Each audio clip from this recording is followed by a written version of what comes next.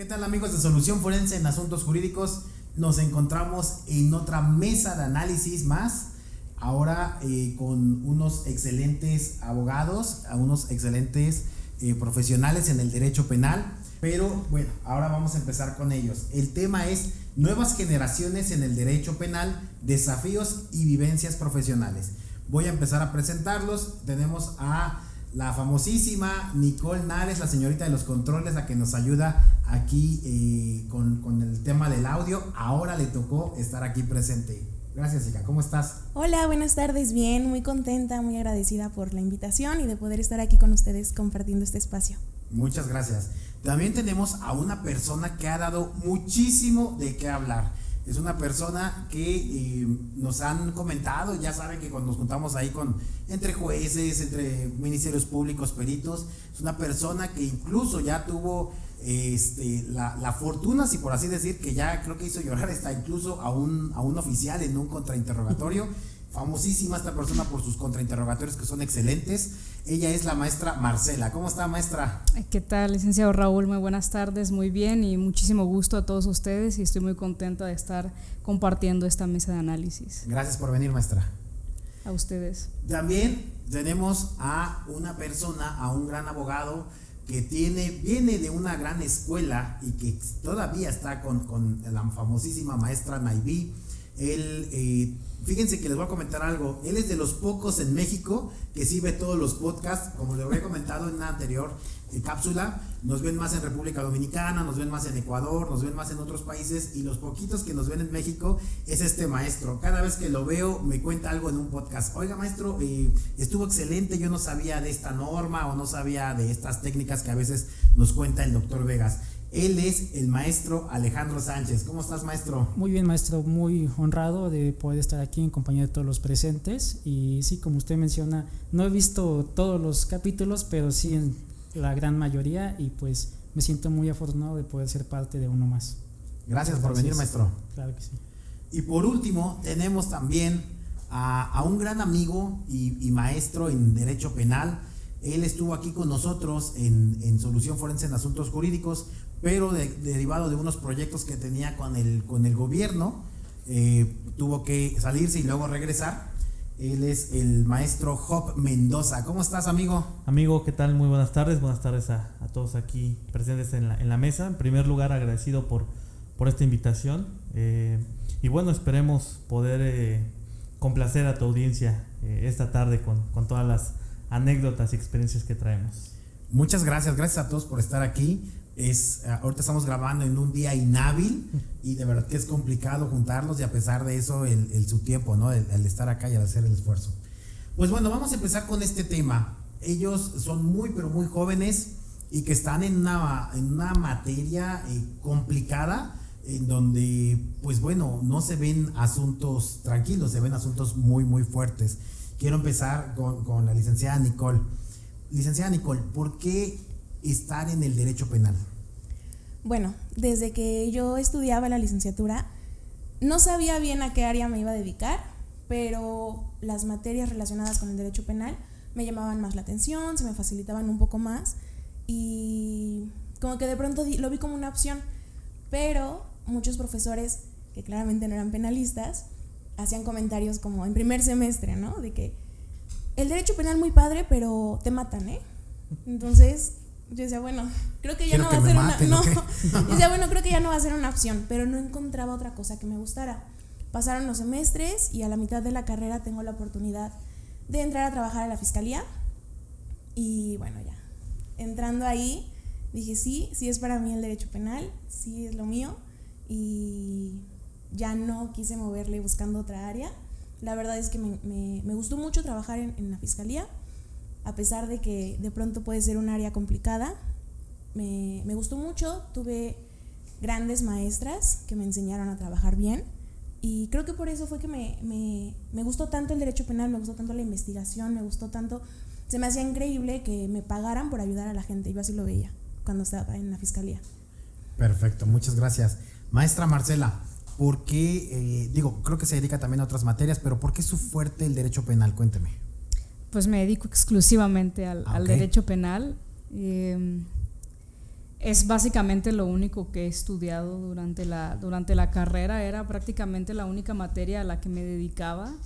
De hecho, las otras materias muchas veces, si algún profesor lo ve no me dejará mentir, no entraba a las otras materias, no porque no quisiera, sino porque estábamos preparándonos para concursos de litigación. Entonces la escuela pues, nos tenía de 7 de la mañana a 12 de la noche, teníamos hasta una llave para poder entrar, y es básicamente lo único que sé hacer hasta el momento. Entonces, ¿por qué es el fuerte? Porque es lo único en realidad. Muy bien, gracias. Maestro Job, ¿por qué el derecho penal? Fíjate que en mi caso es una historia muy particular. Yo desde muy pequeño mi idea era estudiar historia. O sea, yo ni siquiera quería estudiar derecho. En preparatoria conocí, somos compañeros de generación con Nicole, conocí un profesor que me inculcó ese cariño hacia el derecho, el maestro Fermín Rodríguez. Tiene muchos años que no sé de él. Y yo inicio en este mundo del derecho por él, ¿no? Por su cariño hacia la carrera. Muy joven tengo la oportunidad de entrar como meritorio con una magistrada en retiro en el Tribunal Superior de Justicia, y al año me dan la oportunidad ya de ingresar como oficial judicial y me mandan a juicios orales, ¿no? Yo inicié la carrera pensando en litigar cuestiones civiles, familiares, como lo dice aquí la licenciada Nicole. Te dicen, no, penal, te van a matar, o pura gente mala, y es una mentira realmente. Entonces a mí la vida prácticamente me orilló al derecho penal, y es en lo que hoy me desenvuelvo, ¿no? O sea, la verdad, para mí no hay otra cosa más que el derecho penal, el proceso penal, y fue derivado de un cúmulo de circunstancias que me orilló al derecho penal. Yo ni siquiera debería estar en el derecho, para empezar, ¿no? ¿Y qué juez fue el que te recibió, cuál fue la juez que te recibió cuando entraste a juicios orales? Yo estuve con la magistrada en retiro María Leticia Tahuada, ahí estuve un año apoyándola, y ya en el año 2018 me dan la oportunidad de ingresar con un juez pues controversial, rebelde, y que hasta la fecha considero como un muy buen amigo, el maestro Ulloa, Javier Romero. Él fue el juez que me recibió, y con él pues aprendí bastante el tiempo que estuve adscrito con él. Saludos al maestro Javier Romero Ulloa, que también ya estuvo aquí en entrevista en los podcasts. Perfecto. Maestro Alejandro, cuénteme, ¿por qué enfocarse al derecho penal? Pues yo le puedo confesar, maestro, que en mi caso sí influyeron mucho mis papás para que yo fuese abogado. Desde chiquito era algo que me mencionaban mucho. Alejandro tiene que ser abogado por su carácter, porque es muy serio. Entonces sí crecí con esa idea todo el tiempo, y desde muy chiquito me visualicé como abogado, y siempre crecí con la imagen de que un abogado es alguien que está relacionado a los delitos, también por los programas que veías en la televisión, CSI, La Ley y el Orden. Entonces siempre quise ser abogado y enfocado a una cuestión de delitos. Cuando empiezo a estudiar la carrera y termino, tengo la oportunidad de llegar al despacho con la maestría en IB, donde pues, la mayoría de los asuntos, yo creo que un 80% son temas penales, y pues desde ahí es en lo que más me he enfocado, en el ámbito penal. Y pues la verdad me gusta bastante. Siento que es una materia muy dinámica, que aparte de aprender de la misma, te haces más culto en diferentes temas, como lo puede ser en temas de psicología, de cuestiones de familia, e incluso de cómo se debe tratar a un niño. O sea, te hace muy culto, yo creo que esta área. ¿Ya cuánto tiempo llevas con la maestra Naiví? Llevo un poquito más de 2 años, estoy con ella desde marzo del 2022. Muy bien. Sí, ya casi para los 3 años. Excelente maestra. Sí, claro que sí.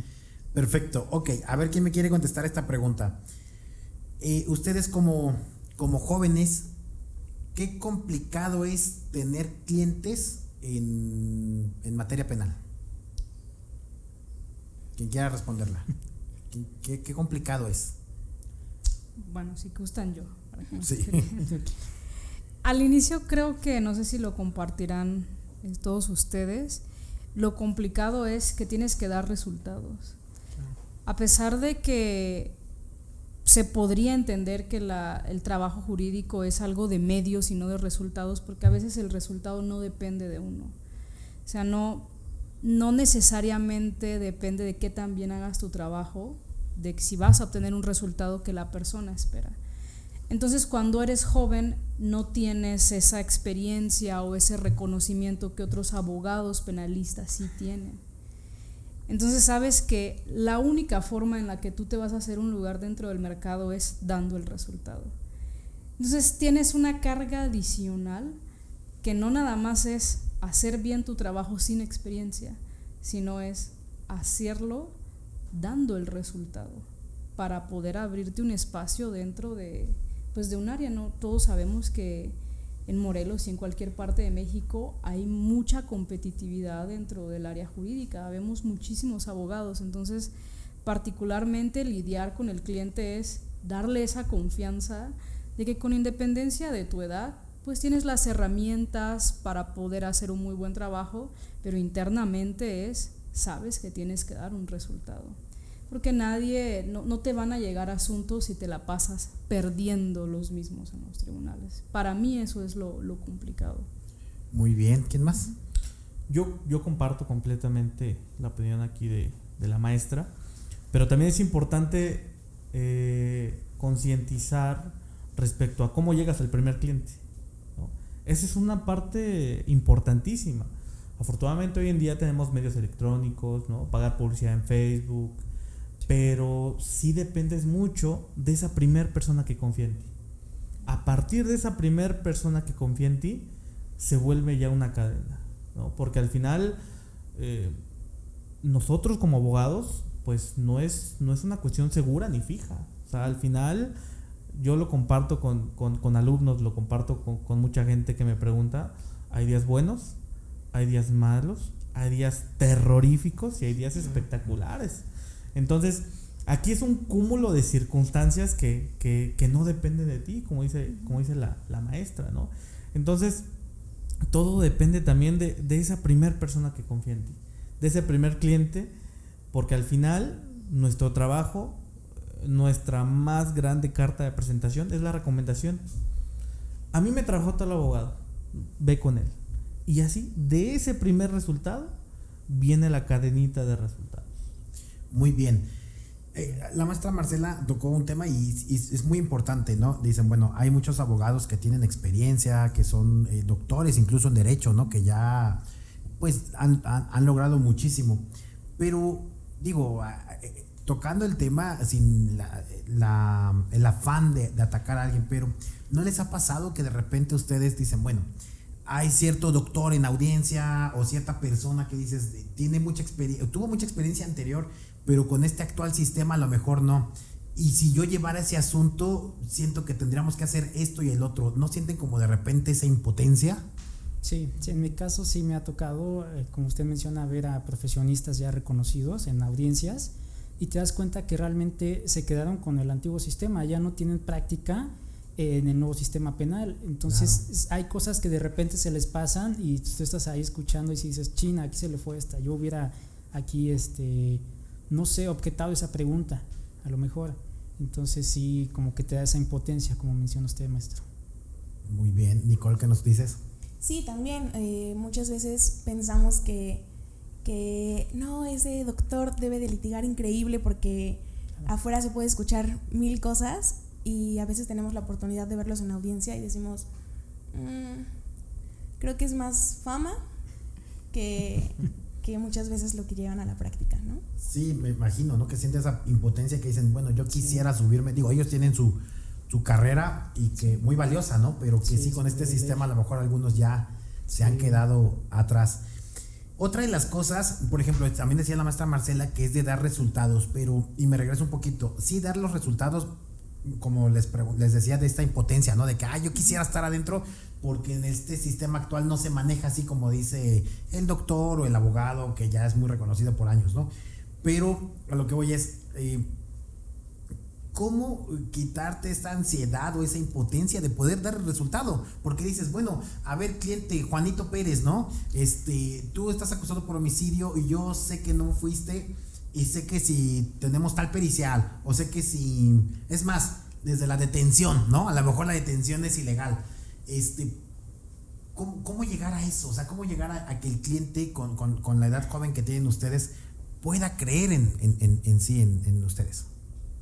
Fíjate que aquí hay una cuestión muy importante y ya es muy subjetiva de cada uno de nosotros, ¿no? Por ejemplo, yo la primera vez que me subí a una audiencia me moría de nervios, me quería morir, ¿no? Pues es una responsabilidad muy grande en principio. Y te mentiría, cada que me subo a una audiencia tal vez siento los mismos nervios de la primera vez, ¿no? Pero al pasar el tiempo, pues vas desarrollando habilidades para ir controlando tus emociones. Muchas veces en audiencia, aquí los maestros no me van a dejar mentir, en audiencia vives tanta adrenalina que muchas veces se te van ideas que tal vez ya traías mentalizadas. Sí, sí, claro. Y se te van, porque por la propia adrenalina de la audiencia, del tipo de... se te van y se te barren, ¿no? Muchas veces yo cuando estuve en el Poder Judicial, estando como encargado de sala, decía, al abogado se le pasó esto, al abogado se le pasó esto. Pero ya que te subes a una audiencia, dices, entiendo por qué se le pasó, ¿no? Porque muchas veces, por más que haces anotaciones, se te va la idea. Se te va la idea y al final es esa adrenalina que tú vives en audiencia.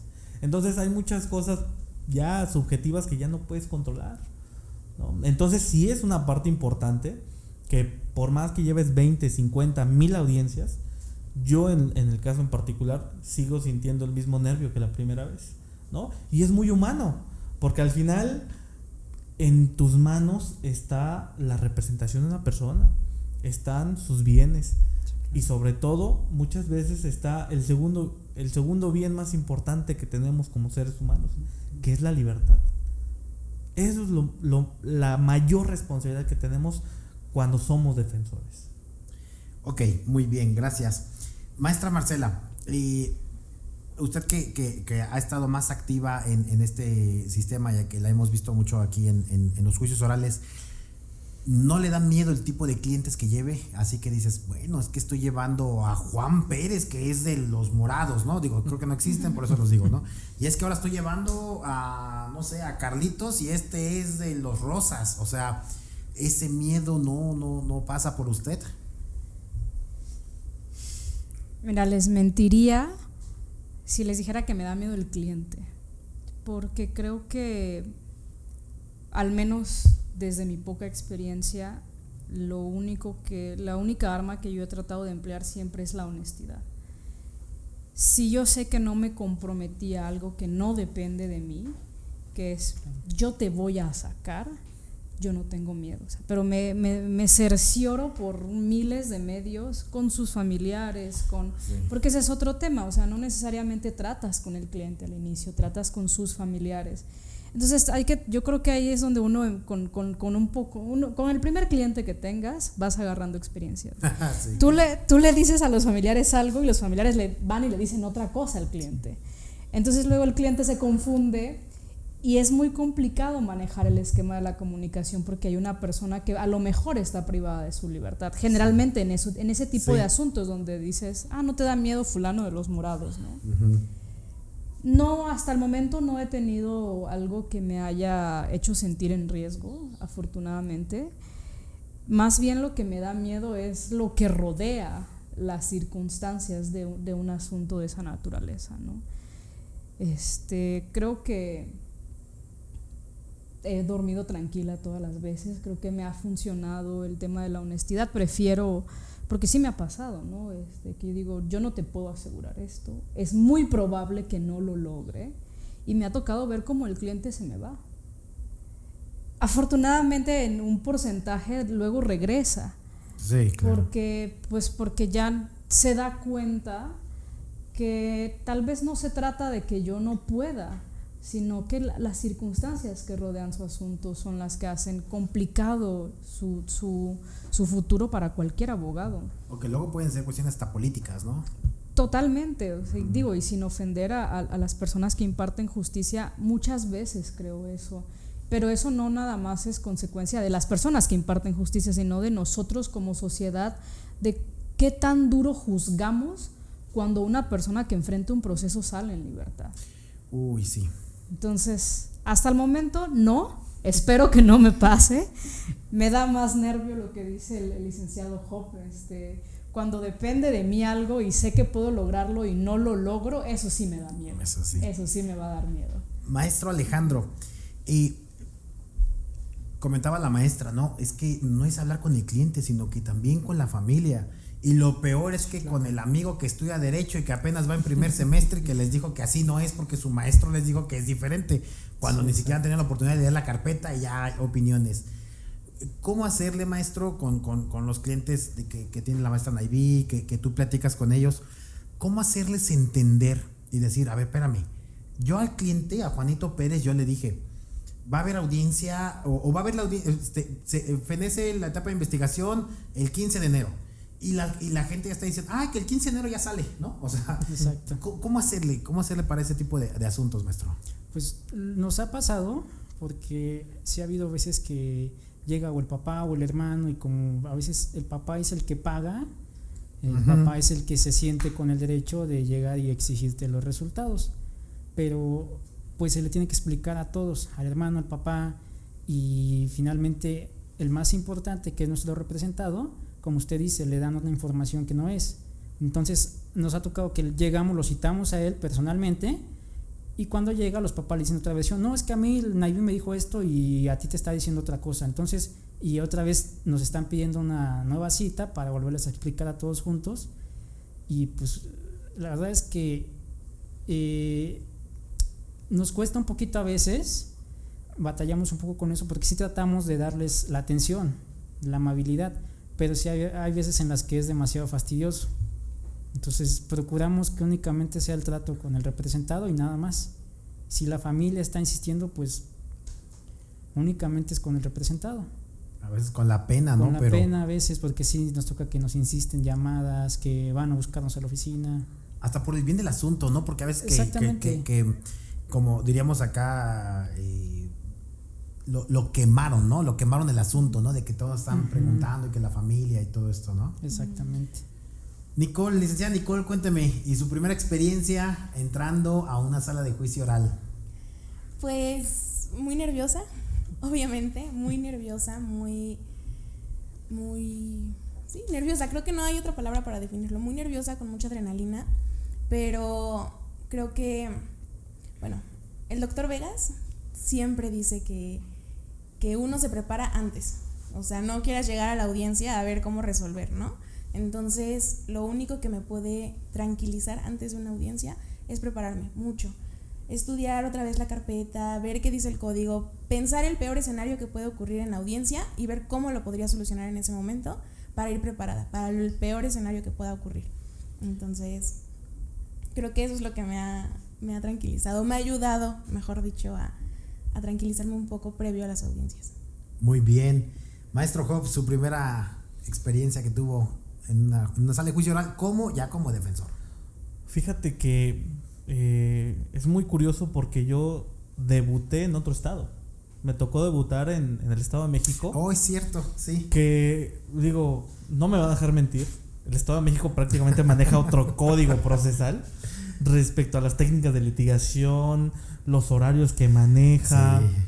No, por ejemplo, quienes hemos tenido la fortuna de litigar en otros estados y que hemos podido compartir experiencias con otros abogados, es ir al Estado de México, es irte a enfrentar a otro proceso, ¿no? Desde el trato con los jueces, desde la forma en que llevan las audiencias. Insisto, la primera vez, como dice la licenciada Nicole, sí te genera mucho nervio, pero al final tienes que ir ya preparado a tu audiencia. A ver, no quiere decir que en la audiencia no vas a improvisar. Hay ocasiones que sí tenemos que improvisar, pero yo en lo personal siempre trato de prever lo previsible. Yo siempre llevo 20 escenarios posibles y yo llevo ya una solución para ese tipo de escenarios, ¿no?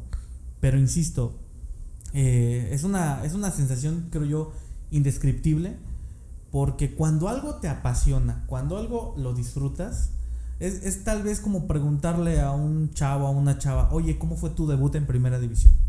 Oye, ¿cómo fue tu primer concierto de música? Es una sensación indescriptible, creo yo, y creo que es equiparable a ese tipo de circunstancias. Cada quien en su medio, en su profesión, en su oficio, pues tiene un debut, ¿no? Y nosotros creo que cada que alguien ha debutado, tal vez es ese mismo sentimiento, pero en un escenario completamente distinto. Muy bien. Antes de hacer esta pregunta a la maestra Marcela, voy a contar una anécdota, por así decir. Estaba platicando con un ex juez, ya un juez en retiro. Esto fue hace como 3 años aproximadamente. Y salió el tema de la maestra Marcela, ¿no? Me decía, oye, fíjate que conocí a una defensora muy, muy buena en el contrainterrogatorio. O sea, le hizo preguntas muy buenas, de manera muy tranquila. Y fue cuando me comenta, ¿no? Incluso hizo llorar a un agente, ¿no?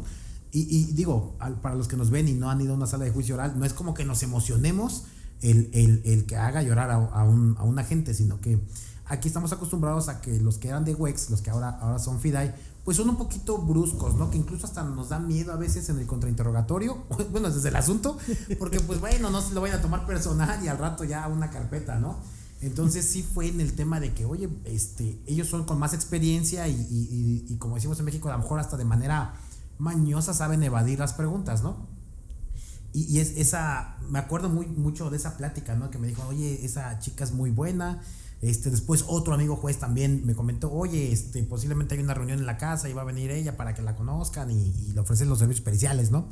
Ya no pude asistir a esa reunión. Y ahora de esta anécdota que cuento con estos amigos ex jueces ya retirados, le pregunto, maestra, ¿qué se siente el que está usted joven y lograr muchas, digo, es famosa por todos los asuntos que lleva, ¿no? Pero su fuerte, por lo que me dicen, porque a mí no me consta en el sentido de que yo, bueno, sí, porque ya la vi, ya nos tocó un asunto juntos, pero que es famosa en ese sentido del contrainterrogatorio, ¿no? De que personas con una experiencia tremenda se fijen en usted en eso. O sea, ¿cuál es el sentir?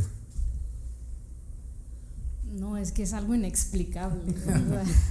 Es algo...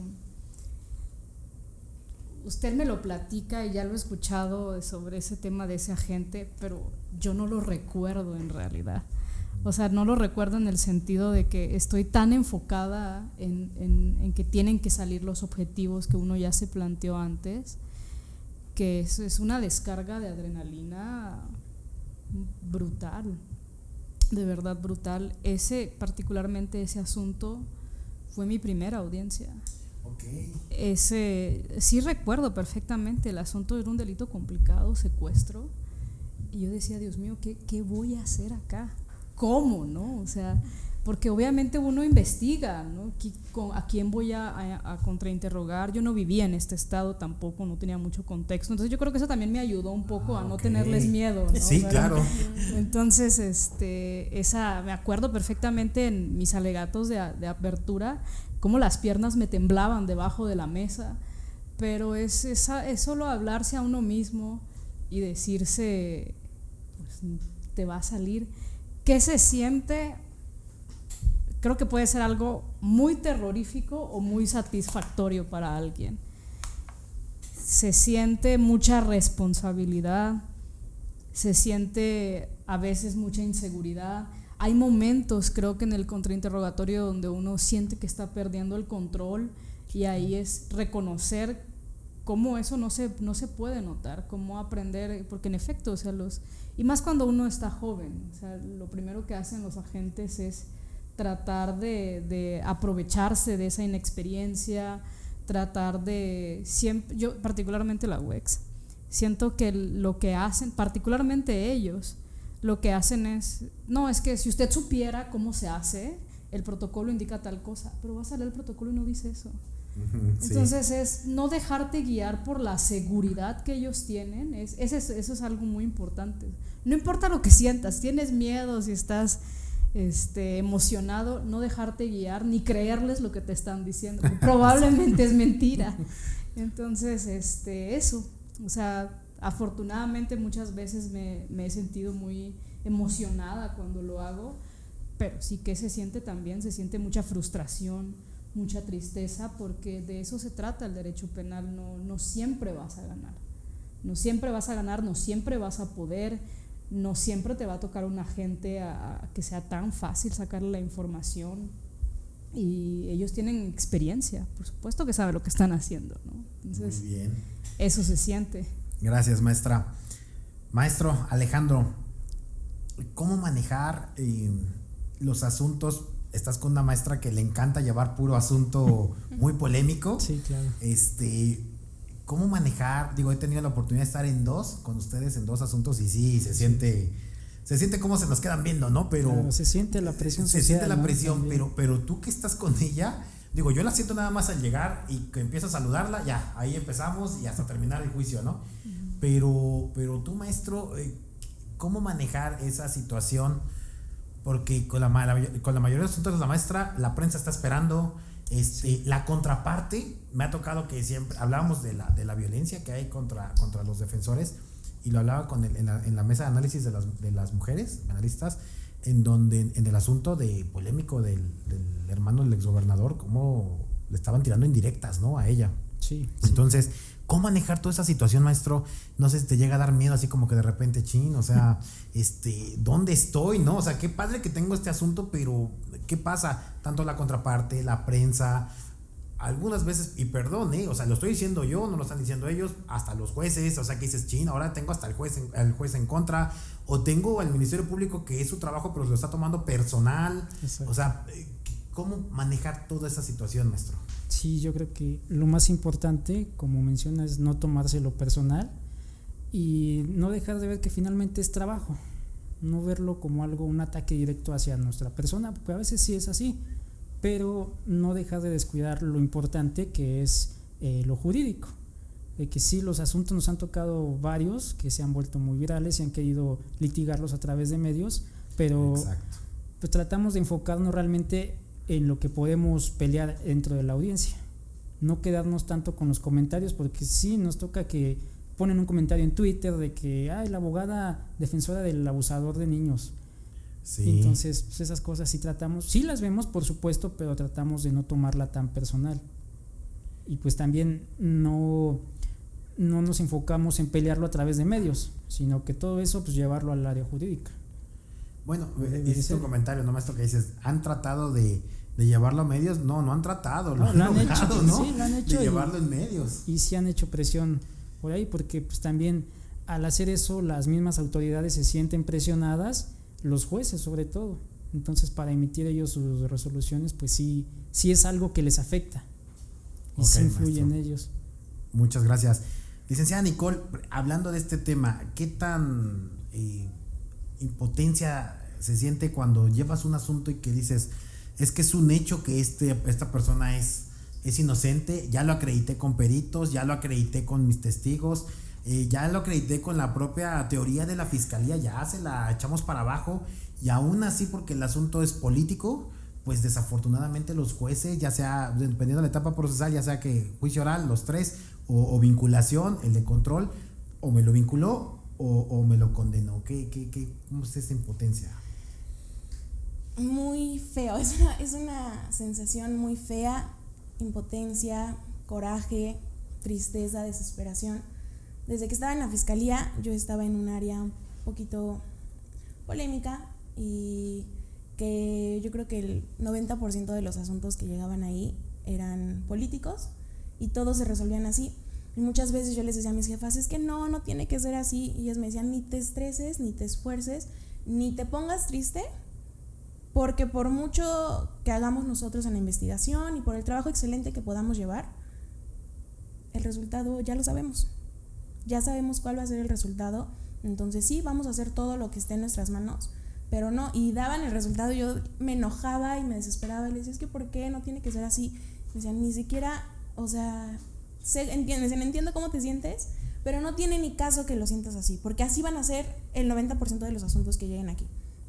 Entonces te deja atado de manos, da mucha tristeza pensar en todas las horas de trabajo, de esfuerzo, en pensar en la otra parte y decir, es que yo sé que no lo hizo, yo sé que no es así, y no poder hacer nada al final porque es un tema político.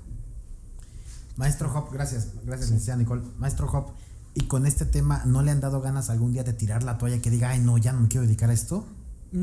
Fíjate que no, al contrario, yo creo que es un impulso, porque, mira, lo decía aquí el maestro, ningún asunto lo debes de tomar personal, ningún asunto es personal, al final son cuestiones jurídicas. Me ha tocado vivir, ¿no? Casi me atropellan una vez en un asunto, la contraparte. Porque toman el asunto personal, ¿no? Y aquí el que se enoja pierde, ¿no? Y aquí la cuestión importante, vital, es no tener miedo ni siquiera al propio juez, ¿eh? Porque, a ver, un juez, por muy juez que sea, es una parte más del procedimiento.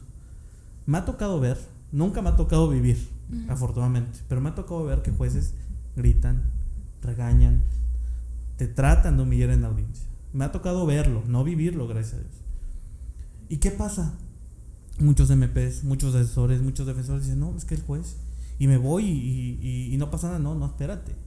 O sea, también nosotros debemos ser valientes en ese sentido y no permitir ese tipo de atropellos. ¿Por qué? Porque enalteces una figura inadecuadamente.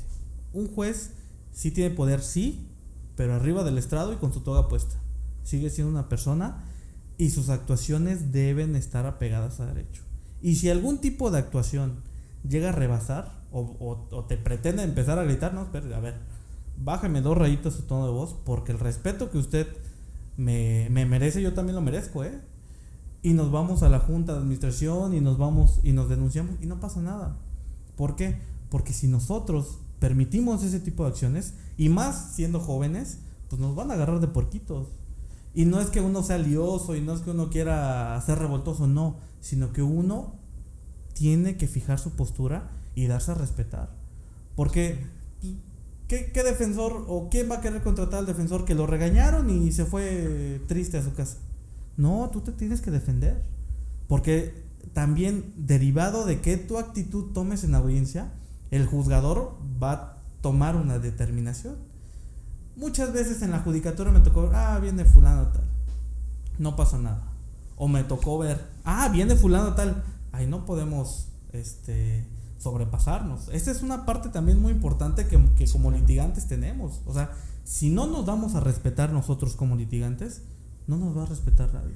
Y es una cuestión que muchos tienen miedo de ejercer. Sí, claro, ¿no? Incluso hasta pues, con los ministerios públicos, claro, ¿no? Hay que también saber imponer, porque el hecho de que nos vean tan jóvenes, no nos respetan a veces y piensan que uno no va a saber. Entonces, una vez en el Estado de México estábamos preparando una audiencia con unos peritajes, y la juez pregunta, oigan, estaba yo en la sala con la encargada de sala, estaba la juez, oigan, falta esto, y le digo a la juez, no, pues es así, sí, pero háblale al titular. Le dije, no, discúlpeme, yo soy el titular también. Y le bajó 3 rayitas, porque insisto, si nosotros no ponemos esos límites, ojo, no es que seamos altaneros ni nada, pero nosotros también merecemos un respeto. O sea, tanto no podemos gritarle a un juez, ni a un ministerio público, como tampoco ellos ni deben ni tienen que hacerlo, ¿vale? Y poner esos límites. Sí, justo a mí me pasó apenas lo que comentaba el maestro.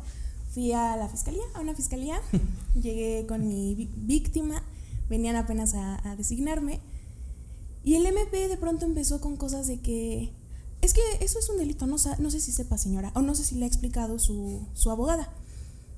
Yo soy muy tranquila, yo llegué muy buena onda, porque dije, bueno, vengo tranqui, ¿no? Y de pronto otra vez hacía comentarios el MP de que no, quería irse por otro delito que nada que ver.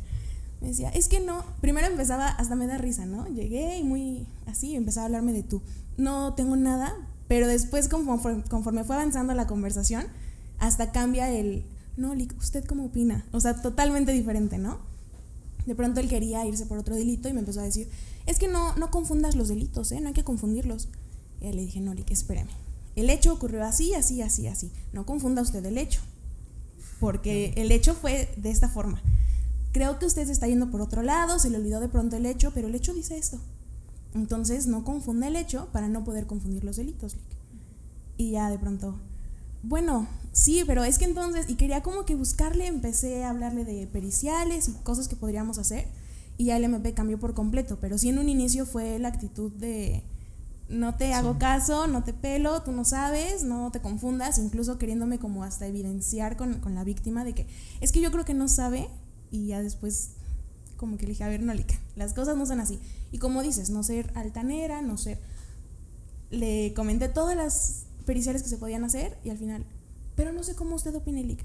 No sé cómo, pues estamos en el mismo sentido, ¿no, Lic? Usted dígame.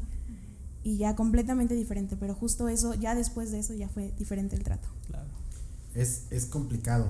Y justo estabas comentando algo y me acordé de la audiencia precisamente del juicio en donde tuve la oportunidad de estar con los defensores públicos y usted estaba ahí también, en donde en una parte, no me acuerdo exactamente qué estaba manifestando usted, pero que el juez presidente le dice, bueno ya, por favor vamos a guardar silencio, y usted le dice, disculpe señoría, y mi libertad de expresión tengo que, o sea, esa parte de manera educada usted le dijo, oye, espérame, pero y empezó usted a manifestar, no, espérame, yo no estoy de acuerdo, y que algo que era muy obvio, ¿no?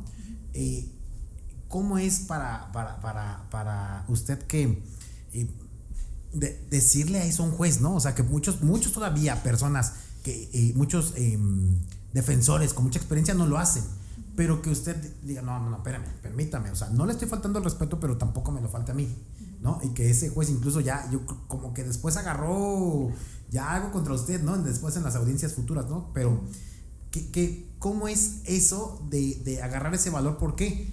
Porque también viene lo de que, es que, ¿sabes qué? Si me peleo con ese juez, entonces ya no va a estar de acuerdo conmigo en los próximos juicios que tenga con él. Sí es algo en lo que uno piensa en ese momento, ¿no? Creo que ninguno de nosotros va con la idea de pelearse con el juez ni con el Ministerio Público. A veces uno tiene el valor de hacerlo, a veces no, pero creo que nosotros más bien, no importa nuestra edad, la forma que siempre que tienes de ganar es no gritándole, no utilizando ninguna palabra ni siendo irónicos, siempre conducirse con respeto. O sea, me vas a escuchar o no me voy a callar, pero no te voy a decir ninguna grosería. Porque tú sí me estás callando y eso sí es una grosería. Sobre todo porque creo que tengo razón, ¿no? O sea, claro, hay defensores o hay abogados que se enfrascan en un punto. No digo que yo no lo haya hecho en algún punto, creo que es algo normal en todos los seres humanos, pero particularmente en ese que usted refiere, yo de verdad pensaba que no. Digo, bueno, si él piensa que sí lo estoy haciendo, que me saque. Él tiene todo el poder de decir, tú no estás haciendo bien tu trabajo, te retiro de defensora y voy a poner a alguien que sí sepa.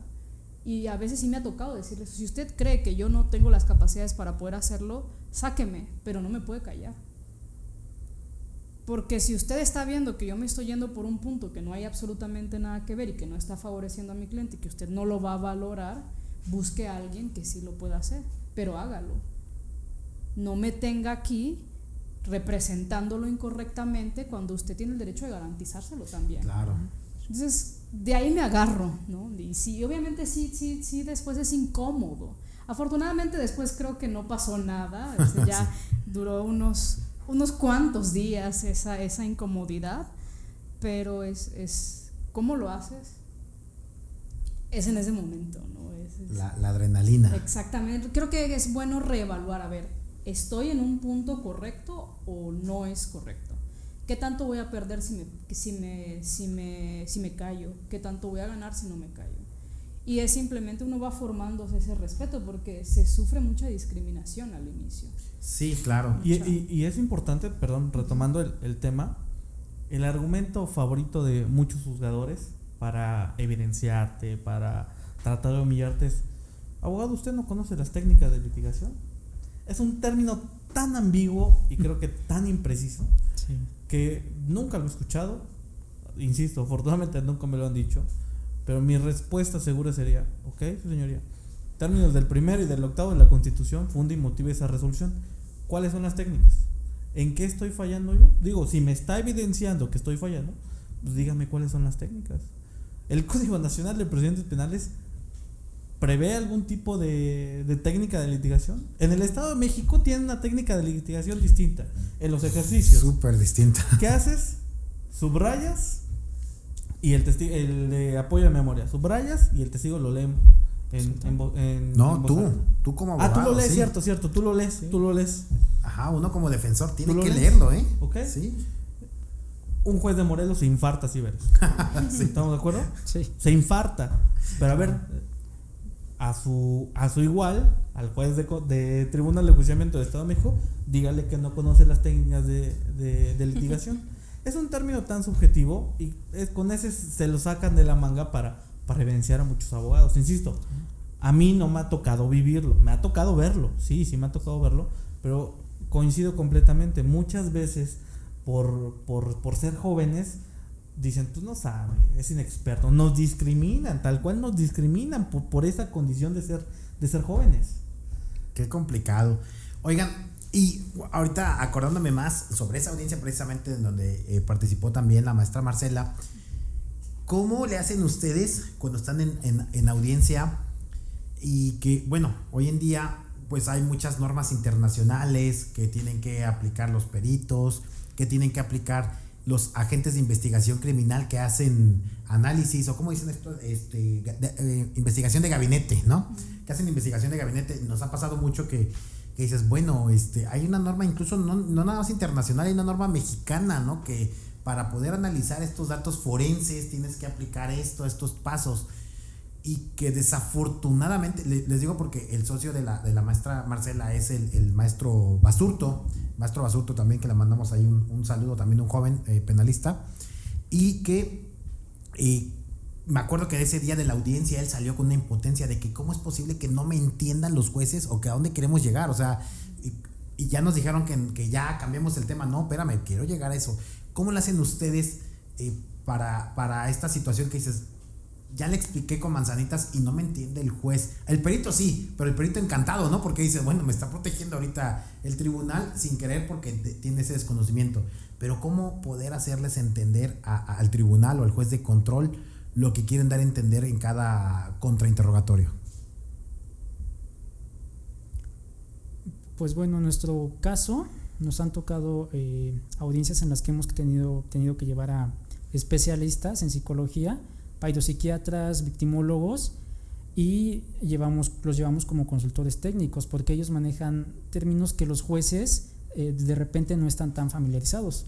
Entonces lo que hacemos es ser muy insistentes con la terminología y repetirlo las veces que sea necesario para que se les quede a los jueces grabado también en la memoria y lo puedan tomar en cuenta a la hora de resolver. Nos tocó con un psiquiatra que pues ellos ni siquiera conocían el término, le decían psicólogo. Entonces sí fue algo de, es que el psiquiatra refirió en el dictamen que hizo, y fue algo que tuvimos que estar haciendo constantemente para que se quedara también en la mente de los jueces y sintieran curiosidad por el tema, y al final de cuentas sí lo tomaran en cuenta a la hora de resolver. Es como lo hemos manejado con especialistas técnicos para llevarlos como auxiliares en audiencias. Pero sí está muy bien, pero ya, y cuando aún así no te entiende el tribunal, que dices, oye, ya te lo está, o sea, digo, el consultor técnico te explica, no puede hacer uso de la voz, pero dice el defensor, por medio de mi uso de la voz, estoy explicándote lo que dice el consultor técnico y ni así entiendes. ¿Cómo poder hacer que estos jueces entiendan, ¿no?, esta situación? Aquí hay un problema primordial. Un juez termina siendo un ser humano, tan humano como todos nosotros. Y desafortunadamente dependemos de cómo despertó. Sí. Si se peleó con su esposa, si se peleó con su esposo, si merendó bien, si desayunó bien, si el auxiliar hizo el oficio como él lo quería, si el secretario hizo el acuerdo como él quería. Sí, la carga de trabajo que llegan a tener los tribunales. En periodo vacacional los tribunales de enjuiciamiento siguen laborando y ponen audiencias 7, 8 de la noche. O sea, también es un factor que nos rebasa a nosotros como abogados. Hay cuestiones paralelas que no podemos controlar y digo, me regreso al tema primordial con los clientes. Es que no puedo hacer promesas de cosas que no puedo cumplir. No puedo hacer promesas que me rebasan, como dice la maestra. Insisto, yo no sé cómo despertó el juez, yo no sé de qué ánimo viene hoy, yo no sé si su hijo está enfermo, yo no sé si su hijo tiene este problema, y muchas veces por la saturación que tenemos en los tribunales, esas cuestiones nos terminan complicando los asuntos. En principio, en primera instancia, nos vamos a la alzada y desafortunadamente en algunos estados muchos magistrados no tienen carrera judicial. Entonces también no llegan a comprender la idea que nosotros llegamos con el tribunal de alzada. Y luego nos tenemos que ir a la justicia federal. Y a veces, muchas veces el juez de distrito dice, ¿sabes qué? Pues como que no quiero meterme en broncas. Y eso está con un tribunal colegiado, donde agarra valor el colegiado y dice, no, espérate. Y ya empieza a dar los lineamientos. Pero ella perdió 2 años, fácil. Sí. Entonces son muchas cuestiones que no dependen ni siquiera de nosotros. Nosotros podemos matarnos en una audiencia. Pero insisto, el tema de la captación, ahí ya es un tema complicado, porque digo, anteriormente, desconozco el día de hoy cómo se manejan los actuales jueces antiguos, lamentablemente resolvían con las transcripciones.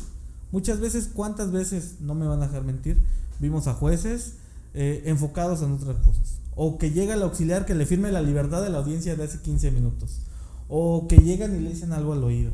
Entonces, muchas veces sí, el juez...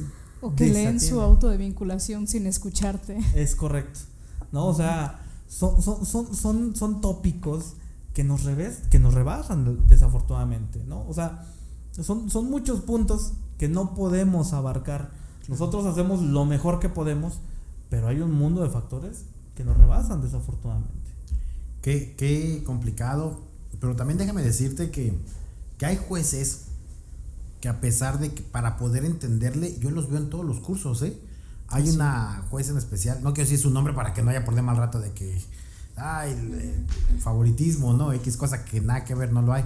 Pero hay una juez que mis respetos, que yo la admiro mucho, porque yo no sé de dónde saca tiempo para estar que ya está en este curso, que ya está en el otro, y está preguntando, oigan, esto es el otro. Y que me ha tocado ver cómo a sus compañeros les dice, es que esto es el otro, y sus compañeros, no. O sea, dices, a veces también que tienen rencillas entre ellos, y aunque alguien tenga la razón nada más para llevarle la contraria, no, eso también es muy complicado, ¿no? Son temas que al final lo rebasan. Digo, yo desde mi experiencia, yo me terminé peleando en un procedimiento administrativo con una juez por unas transcripciones. El juicio ni concluyó, las transcripciones nada más las quería tener, no era ni mi responsabilidad. De ese procedimiento yo salí triunfante. Pero, insisto, son ese cúmulo de circunstancias que a pesar de que, por ejemplo, en Morelos tenemos una especialización, no nos damos abasto con los tribunales. O sea, Tlacholaya tiene aproximadamente 1,600, 1,700 causas de control al año y solo tenemos 5 jueces de control. O sea, también, ¿cómo nosotros esperamos que un juez de control en una audiencia de control de detención preste atención a todos nuestros argumentos, a todas nuestras ideas, si atrás ya tuvo 8 audiencias con distintos asuntos, tal vez no ha desayunado, tal vez no ha comido, ¿no? Luego muchos jueces son interinos, entonces también no quieren atreverse a resolver de una manera tal vez novedosa, por no decir de otra manera, por esa inestabilidad en la judicatura, ¿no? Entonces, insisto, son muchos factores que a la hora de nosotros atender un asunto, pues nos vemos vulnerables, ¿no? Porque al final, pues estamos tal vez a contentillo, a factores que no podemos controlar y que al final yo los entiendo. O sea, son humanos también ellos, claro, ¿no? Y no lo justifico, pero sí lo comprendo, ¿no? O sea, ya está cansado. Tuvo un juicio igual de pesado anteriormente, ¿no? Imagínate llevar tres juicios de secuestro y en uno escuchar a la víctima, en otro escuchar a un psicólogo, en otro escuchar al policía, al policía prensor, en otro escuchar a las víctimas indirectas, ¿no? Entonces es un cúmulo de información que el juez pues se termina también rebasado porque es inhumano también la carga que tienen los tribunales. Perfecto.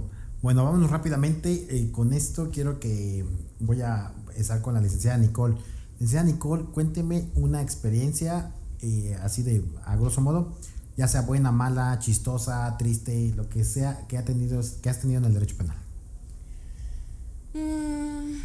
Bueno, una experiencia no tan buena. Bueno, con el tema de la discriminación que sufrimos por ser jóvenes. Cuando yo trabajaba en la fiscalía, muchas veces me tocaba a mí declarar a las víctimas y a mí me gustaba mucho, era algo que yo disfrutaba. En general todo el trabajo ahí, lo disfrutaba mucho. Y me tocó, y sé que me tocó por ser joven y por ser mujer, que yo siempre los apercibía antes de tomarle su declaración, siempre, porque eso lo vamos aprendiendo. Después de la primera vamos aprendiendo. Que si no lo haces al inicio, de pronto ya es más difícil volverlo a acotar al testigo y a ver, sé que me estás mintiendo, ¿no? Entonces siempre lo hacía al inicio. Les empezaba a explicar cómo iba a ser, vamos a contar qué pasó ese día, solamente por cuanto ese día vamos a acreditar por qué tú sabes eso, porque trabajaba ahí, porque era su vecino, y ya después nos vamos a remontar ese día, ¿ok? Siempre les explicaba antes y les comentaba. El código prevé un artículo en el cual si tú declaras falsamente ante una autoridad es tal, tal. ¿Ok? Sí.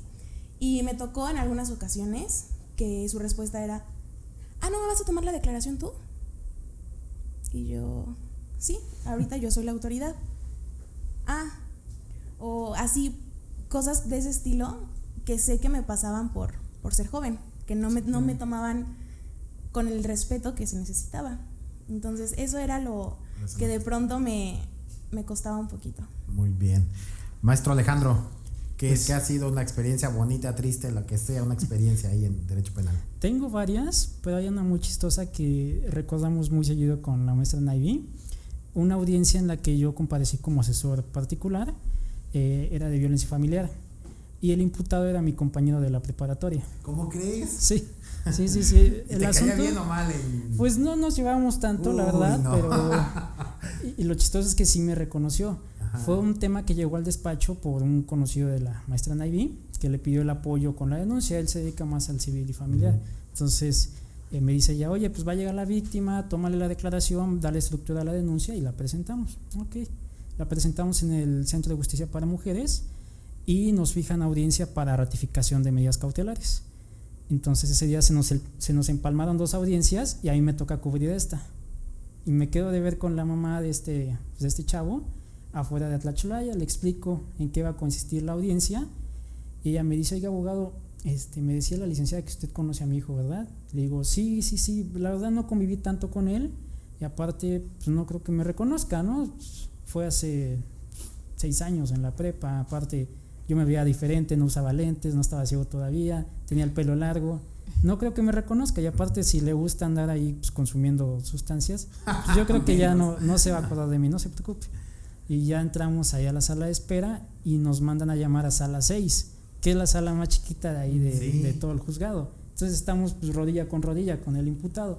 Entonces cuando entro lo veo que él ya está dentro de la sala y él se voltea y me ve directamente a mí, ni siquiera a su mamá. Todo el tiempo su mirada fue fija a mí. Entonces pues sí fue medio incómodo. Me siento y sigo sintiendo su mirada así muy insistente. Entonces volteo a verlo y me dice, ¿qué onda, güey? ¿Cómo estás? Y le digo, hola. Yo en mi papel de abogado le digo, hola, mucho gusto, ¿cómo estás? Y me dice, ¿no te acuerdas de mí? Y le digo, no, la verdad no. Me dice, ¿cómo crees? Nos juntamos con el Bob Esponja, con el Chile Rojo en la prepa. Y le digo, sí, ya me acordé de ti. Y le pregunto, ¿qué? ¿Cómo estás? No, pues aquí, mira, le digo, pues bueno. Me dice, nada más no me pegues mucho. Le digo, no te preocupes. Fue una audiencia pues, sencilla, son muy, muy breves, la verdad, las de ratificación de medidas. Y entonces, pues ya, saliendo, le digo a la mamá, oiga, vamos a esperarnos unos minutitos que él se vaya para que no vaya a haber ningún conflicto ahorita, que se quiera poner pesado, que le quiera reclamar. Y me dice, abogado, es que le dejé que guardara su teléfono en mi carro porque ya ve que no los dejan pasar. Le digo, bueno, pues señora, también. Estamos viniendo a una audiencia, se trata de que ya no haya contacto. Pero bueno, vamos. Ya sacó sus cosas, su mochila y se fue la señora. Y todavía me dice al final, oye, ¿qué onda? ¿Vas para Cuernavaca? ¿Me puedes echar un ride? Y le dije, no, la verdad es que no puedo porque pues, se va a ver mal y aparte tengo otro tema ahorita, voy a pasar por unas personas. Dice, ok. Y ya fue muy chistoso. Me acuerdo que terminando le marco a la maestra Naivi para comentarle cómo estuvo la audiencia y me dice, oye, pues es algo para que tú te sientas orgulloso y veas el valor del estudio, porque mira, tu compañero llegó como imputado y tú eras el abogado, es para que sientas una satisfacción personal. Claro, sí, qué bien, gracias por compartir experiencia. Muy bien, maestra Marcela, lo mismo, ¿alguna experiencia, anécdota que tenga aquí en el derecho penal? Pues hubo una ocasión, estaba yo iniciando prácticamente, y llega un asunto de una persona que tenía la medida cautelar de prisión preventiva. Estaban desesperados porque ¿por qué lo dejaron en prisión? ¿No? Era un delito patrimonial. Y entonces ya empezamos a ver y resulta que tenía una orden de aprehensión en Baja California también. Y entonces voy a hablar con el señor y me dice, es que, licenciada, yo le juro que yo nunca he estado en Baja California, no soy yo. Y le digo, mira, depende de ti si me mientes o no, yo voy a hacer todo lo que esté en mis manos. Y ahí yo decía, ¿qué hago, Dios mío, qué hago? Pedí un auxilio judicial para solicitar informes a Baja California porque la fiscalía no lo iba a hacer. Y resulta que Plataforma México había mentido. ¿Cómo cree? El director de aprehensiones de Baja California decía, esa orden en contra de esa persona no existe. No sé por qué Morelos lo tiene. Fácil, ¿no? Pido revisión de medida cautelar. Me mandan a la persona titular de esa agencia y 2 ministerios públicos más. Y yo nerviosa, pues, sí. O sea, dije, yo no me esperaba, yo dije, pues ha de ser un homónimo o algo así. No, que no existiera. Exacto. Entonces, pues dije, no, de aquí soy. Y fue una audiencia así terrible, porque todavía se atreven a decir en la audiencia, no, es que quiero que me conteste el Ministerio Público, no el director de aprehensiones. Y el juez dice, sí, tiene razón la fiscal. Y le dije, sí, bueno, entonces aplícale la multa de 100 unidades que dio la otra. Porque yo dije, aquí hay algo extraño, ¿no? Y metí el auxilio judicial justo cuando yo sabía que iba a ser el juez de guardia. Y quiero que me resuelva otra persona. Sí. Y le digo, la juez de guardia dijo que si no estaba en 3 días esta información, iban a hacer 100 unidades en contra del Ministerio Público porque esta persona está privada de la libertad. Y ellos son los que, ya tiré esto. No, se preocupe. Ellos son los que tienen que verificar, 1, si es un homónimo y 2, si existe. Y entonces el juez dice, pues sí, en efecto, fiscal, tiene 30 minutos para pedirle al fiscal. Y yo dije, dáselos. Yo sé que no existe la información. Llegan y pues ya, lo dejan pero ahí, por eso a veces hay que creerle al cliente, a veces hay que actuar con cautela, pero ahí me tocó de ver que tanto tienes que investigar, o sea, que tanto tienes que creer lo que estás leyendo.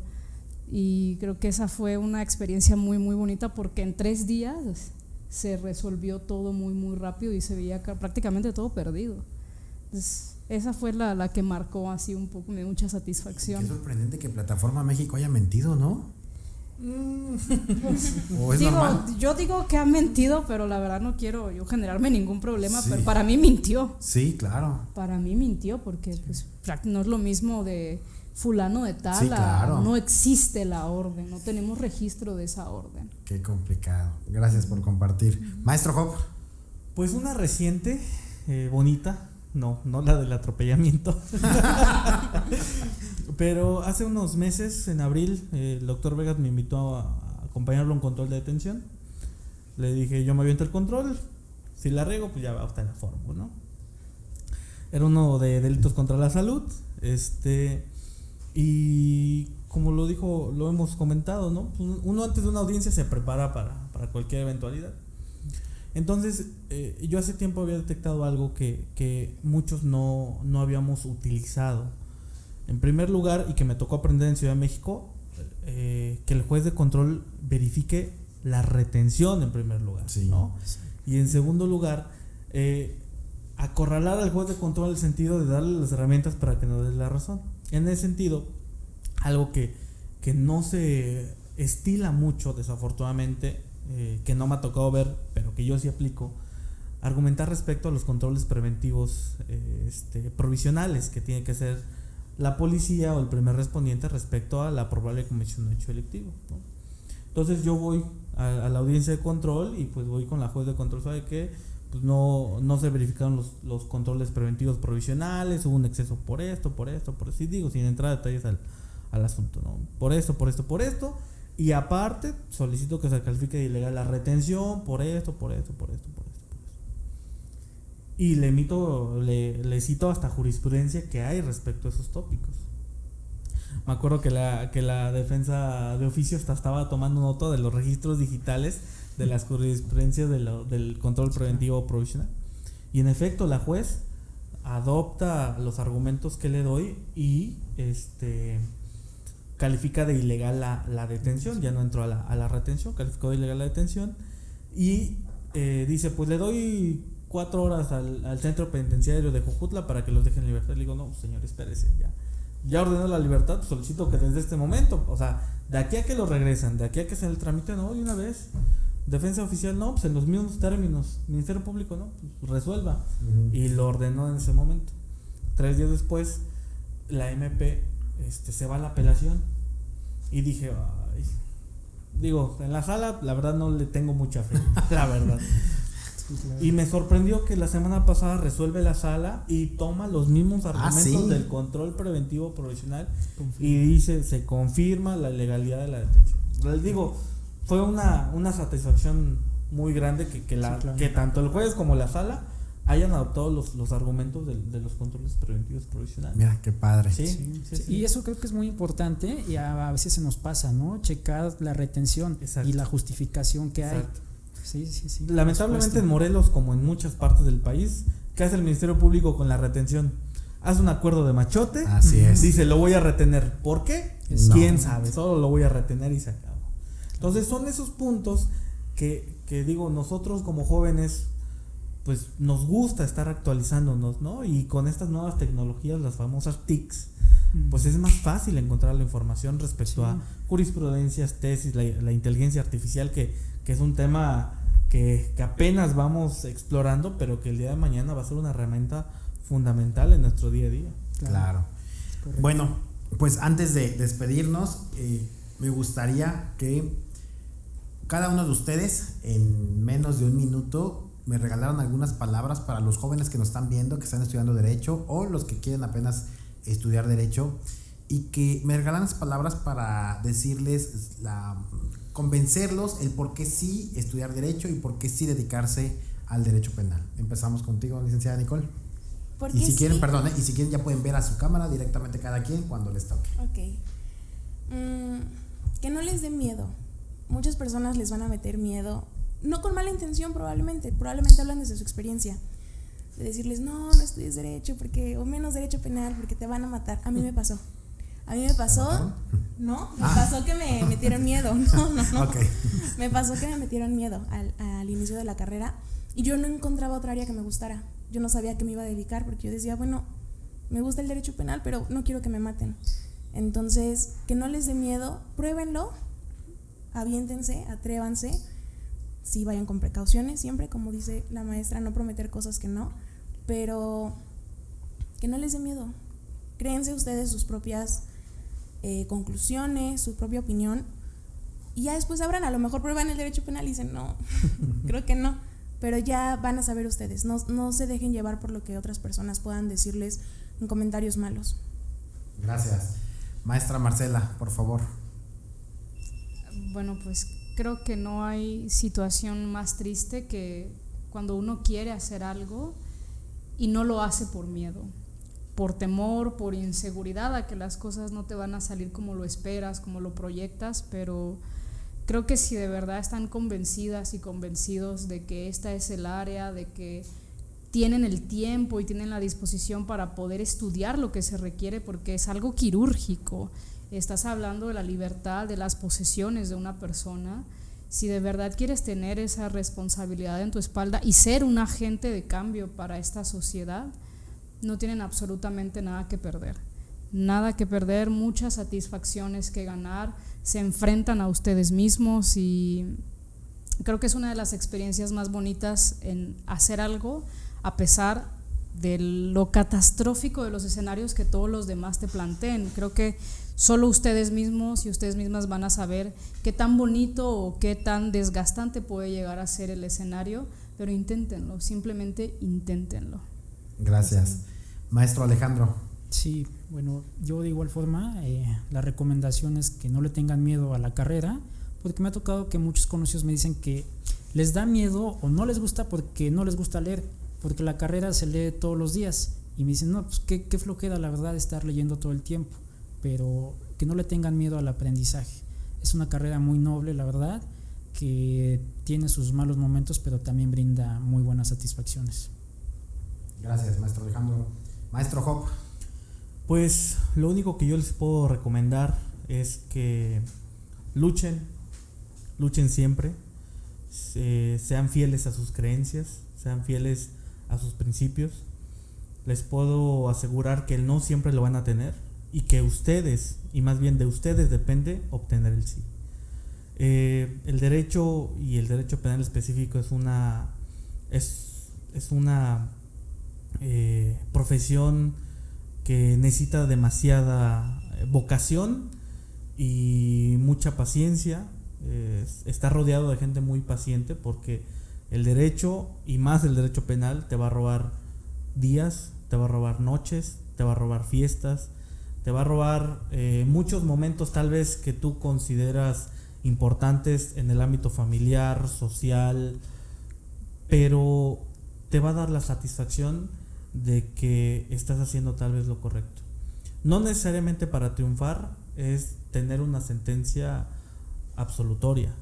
Ser un abogado, ser un defensor, conlleva también buscar los mejores intereses para tu representado. No necesariamente tu cliente o tu patrocinado no cometió un hecho delictivo.